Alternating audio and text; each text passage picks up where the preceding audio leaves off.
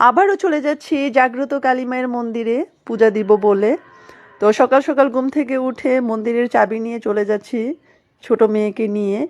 তো আমাদের সমাজে সকল হিন্দু মহিলারাই একদিন একদিন করে পূজা দেয়। তো আজকে পূজা দেওয়ার তারিখটা আমারই পড়েছে। তো সকাল সকাল মন্দিরে যাওয়ার পর তালা খুলে নেই। প্রথম আমি তালা খুলতেই পারতেছিলাম না। যাই হোক, তালাটা খুলে ভিতরে ঢুকি। মন্দির মানেই দেবালয়, মন্দিরে গেলে মন এমনিতেই রিফ্রেশ হয়ে যায়। আমি সবসময় আপনাদেরকে বলি, মন্দির খুবই একটা পবিত্র জায়গা, যেখানে গেলে এত ভালো লাগে সেটা বাসায় বলে প্রকাশ করা যাবে না। আর এখন তো মন্দিরে টাইলস লাগানো হয়েছে, মন্দিরটা এত সুন্দর লাগে সেটা বলে আসলে বাসায় প্রকাশ করা যাবে না।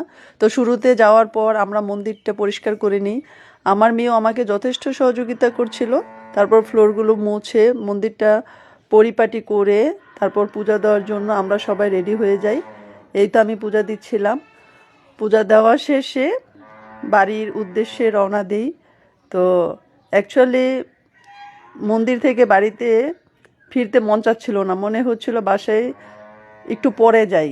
এত ভালো লাগে আমার, আসলে সময়ের কারণে মন্দিরে যেতে পারি না। আজ এই পর্যন্তই। সবাই ভালো থাকবেন, সুস্থ থাকবেন এবং আমাদের জন্য বেশি বেশি আশীর্বাদ করবেন। টাটা।